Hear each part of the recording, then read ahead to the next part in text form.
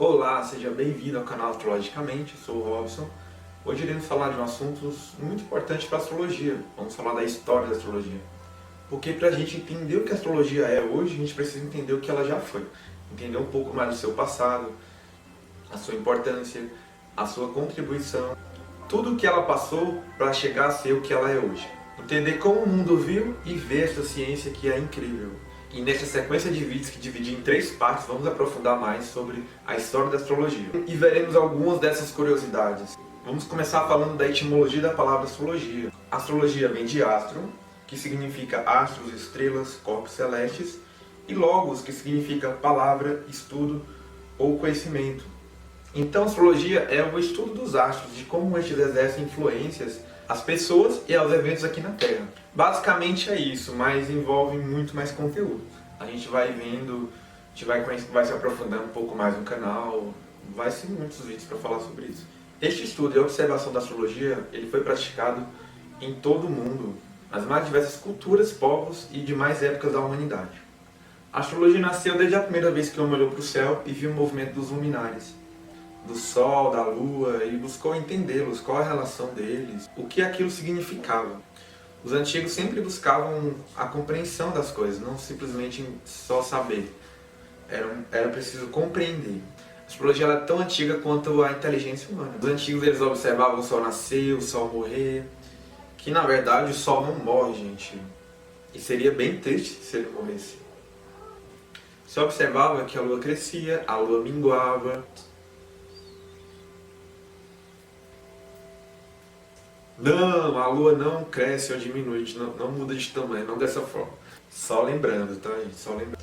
Eram observados eclipses e os presságios de acontecimentos importantes, que quando ocorria alguns alinhamentos, marcavam determinadas épocas. Eram presságios de sorte ou de azar, dependendo do tipo de alinhamento. Via-se que os animais mudavam drasticamente seus comportamentos durante períodos de lua cheia. Na maioria deles, havia maior euforia. As marés se agitavam, assim como nas plantas, a época que elas eram semeadas tinham influências em seu processo de crescimento. O céu era para o homem o retrato do divino, do elevado, da espiritualidade, do inquantificável e vasto universo misterioso. Os antigos viam os luminares e naquela época não havia tantas ferramentas de medidas e precisões das coisas. A nossa civilização atual não se questiona mais o porquê das coisas, não busca mais o compreender o porquê da existência. A sociedade aceita a citação de que as estrelas são balões de gás fluorescentes e é isso, por isso mesmo, e tá bom. Robson, tu tá falando demais, se aquete, homem, se aquete. A astrologia ela foi consolidada como ciência mais pela necessidade agrícola. Foram vários fatores que chegaram a dar importância para a astrologia, para ter um embasamento científico, um estudo mais apurado, né? Havia muito investimento dos reis e dos faraós para a astrologia, para poder desenvolver. E ela servia para muita coisa, a gente vai ver sobre isso. Ela surgiu com a necessidade de ter um entendimento sobre a agricultura e o cultivo em geral. Foi então que o homem começou a observar as estações do ano. Começou a ter uma noção de que a natureza era cíclica. Na agricultura, os povos agrícolas davam mais importância ao sol e suas 4 estações, para promover melhores plantios e colheitas anuais, e mais importância à lua para plantios mais rápidos, como tomate, por exemplo. Hoje temos vertentes de estudos mais aprofundados sobre o assunto, como a agricultura biodinâmica e a agricultura celeste.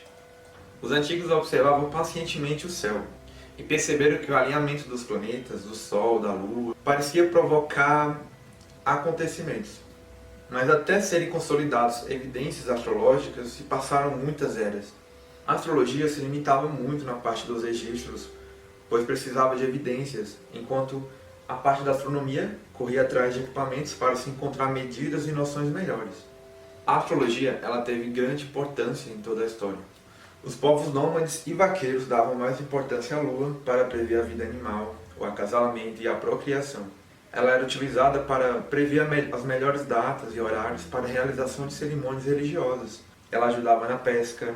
Ela foi usada para a demarcação de datas, para a construção dos calendários, previsão oracular de datas cíclicas.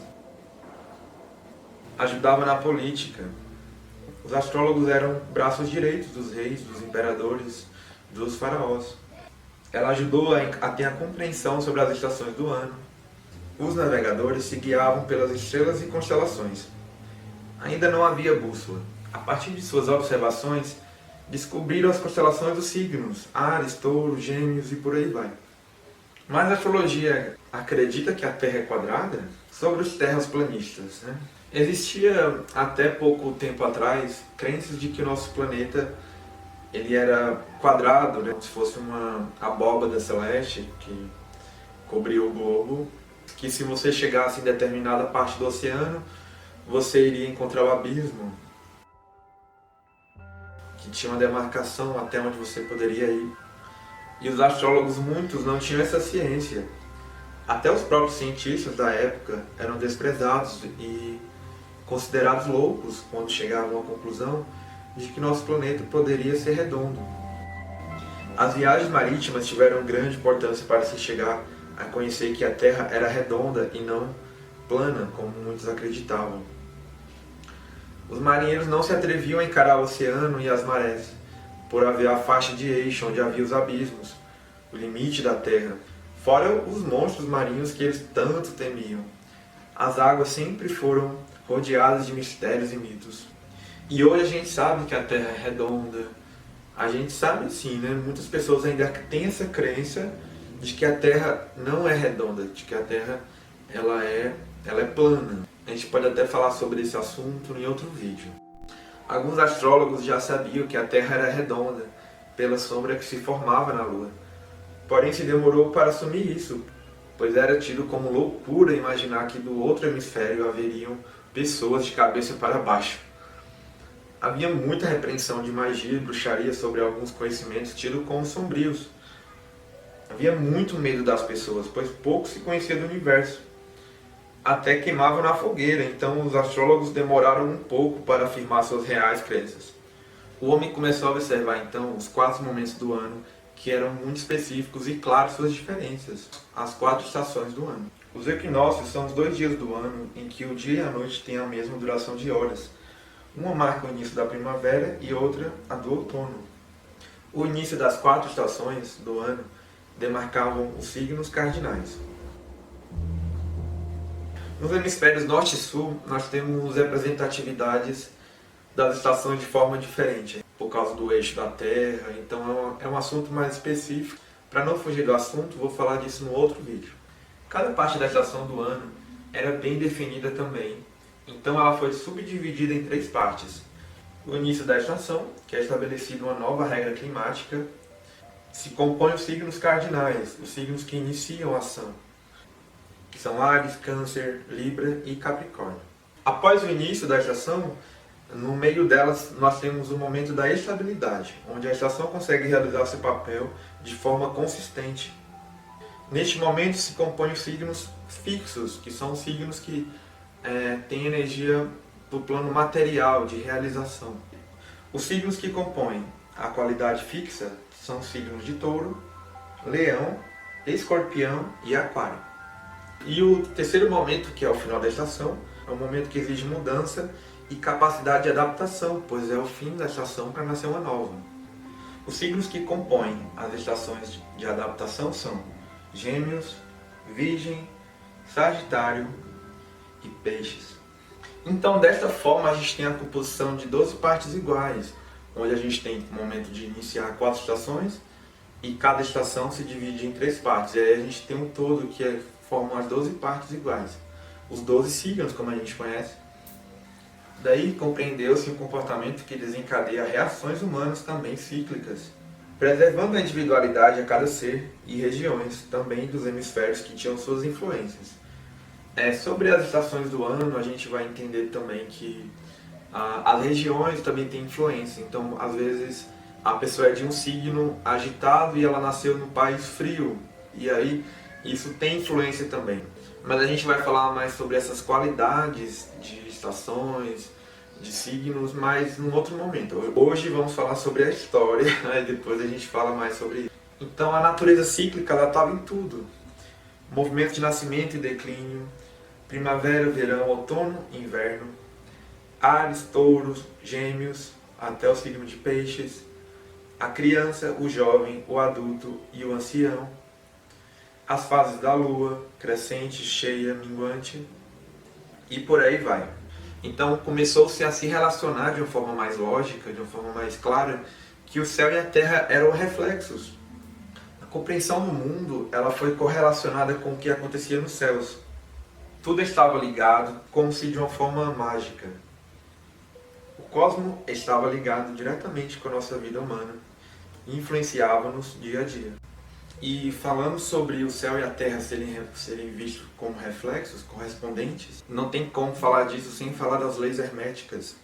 As leis herméticas é um conjunto de princípios atribuídos a Hermes que formam uma filosofia que ficou conhecida como hermetismo. E vou falar um pouco sobre algumas dessas leis, não vou falar todas, vou falar um pouco as que eu acredito que a gente não pode deixar de falar aqui, para a gente ter uma introdução do que essas leis implicaram na astrologia. E a gente pode falar mais coisas sobre o Egito, o que o Egito trouxe de conhecimento para a astrologia, mas nesse momento eu vou falar mais sobre Hermes. Então vamos falar da lei da correspondência. Fala que o que está em cima é como o que está embaixo, o que está dentro é como o que está fora. Essa lei da correspondência, ela se aplica diretamente com a interação que a astrologia ela tem, que ela faz, da Terra com tudo que está fora, com todo o universo que está nos aparecendo, o conjunto de estrelas. Todas essas interações são correspondentes. A perspectiva da Terra normalmente nos impede de ver outros domínios acima e abaixo de nós. A nossa atenção está tão concentrada no microcosmo que não nos percebemos o imenso macrocosmo à nossa volta. O princípio da correspondência diz-nos que o que é verdadeiro no macrocosmo é também verdadeiro no microcosmo e vice-versa. Enfim, não é uma coisa fácil de explicar, a gente tem que fazer um vídeo só sobre isso. Outra lei importante que o Hermes trouxe foi a lei do mentalismo. A lei do mentalismo ela fala que o todo é mente, o universo é mental. O universo funciona como um grande pensamento divino. É a mente de um ser superior que pensa, tem consciência de tudo. E assim é tudo que existe, é o todo. Toda a criação principiou como uma ideia da mente divina que continuaria a viver, a mover-se e a ter seu ser na divina consciência. Falando sobre o princípio do mentalismo, aplicando em outras relações, a gente tem as cores, por exemplo, na cromoterapia, a gente entende que uma cor ela tem temperatura, tipo, o azul ele é uma cor fria, o laranja é uma cor quente. Se a gente colocar isso para o mentalismo, o que a gente chama de temperatura, isso é aplicado como temperamento. O azul ele é uma cor fria, uma cor sentimental, vamos dizer assim. O laranja ele é uma cor quente, no temperamento ele é uma cor alegre, uma cor vibrante. E isso se aplica na astrologia quando a gente fala que um signo ele exerce energia no seu plano mental, que cada signo tem uma função, tem uma energia, tem uma vibração, uma frequência, e assim com os planetas também. Então, no princípio do mentalismo, tudo tem algum significado mental, nada está separado, tudo está em conjunto, tudo tem algum significado para a nossa mente, para o nosso aprendizado, para a nossa sabedoria. Outra lei que ele fala é sobre a lei da vibração.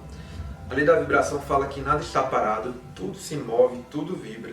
Então tudo emite alguma frequência. Falando novamente sobre a cromoterapia, que tudo está vibrando, emitindo alguma frequência.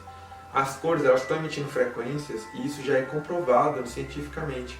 Acreditava-se antes que as cores elas precisavam do estímulo visual para você obter aquela energia na sua mente.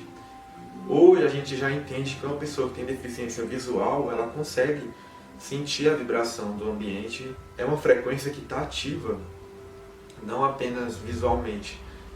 Não precisa necessariamente o estímulo visual. Nós temos o estímulo mesmo que a gente sente no corpo físico. Tudo está vibrando. Um planeta que está na nossa galáxia, ele não está imune à recepção de energias de outros planetas. Um está interagindo com o outro através de vibração, através deste princípio da vibração. Outro princípio que o Hermes traz pra gente, a lei da polaridade, que tudo é duplo, tudo tem seus dois lados, tudo tem dois polos, tudo tem o seu oposto, o igual e o desigual são a mesma coisa. Os extremos se tocam, todas as verdades são meias verdades. Todos os paradoxos podem ser reconciliados. Falando mais sobre alguns astrólogos que defendem a astrologia que eles acreditam, que existe a astrologia A, a astrologia B e a astrologia C. E que uma é a verdade absoluta. Então assim, a gente precisa entender esse princípio da polaridade, que a gente precisa conciliar essas verdades, essas meias verdades, sem ter que usar termos pejorativos para discriminar a crença dos outros. Então, para você falar que algo é verdade absoluta, você precisa entender um pouco, abrir mais a cabeça para a filosofia universal. E isso é algo que cada um vai fazer individualmente, não vai ser eu que vou colocar esse princípio para cada um fazer, para cada um aplicar na sua vida. Isso é algo individual. Ser extremista não é o caminho, a gente não chega a lugar nenhum. Acredita-se que a Terra sofreu um grande cataclisma há uns 10 mil anos atrás e que a gente perdeu bastante parte da nossa tecnologia, da nossa ciência, de tudo que a gente já tinha aprendido. Mas isso é um assunto que a gente pode explanar em outro momento, se vocês quiserem, vocês deixem sua opinião para a gente fazer um vídeo sobre isso. Então, na parte da história, nós temos vários registros dos sumérios, dos maias. Existem várias vertentes de astrologia pelo mundo, porque ela veio se desenvolvendo em várias partes do mundo. O mundo não era todo conectado, como a gente tem hoje a tecnologia para isso, né? Em cada lugar do mundo foi desenvolvido um pouco dessa ciência astrológica, astronômica. Hoje a gente está conciliando essas partes, né? Então a gente tem a astrologia ocidental, a védica, a chinesa, que fala sobre os 2 animais de cada ano, a astrologia árabe, a astrologia geocêntrica e heliocêntrica. Então a gente chega ao final dessa primeira parte, a gente ainda vai ter mais 2 vídeos falando sobre a história da astrologia. No próximo vamos falar sobre a contribuição dos gregos para a astrologia. Não deixem de curtir, de comentar, dar a sua opinião. E espero vocês no próximo vídeo. Gratidão por tudo. Namastê.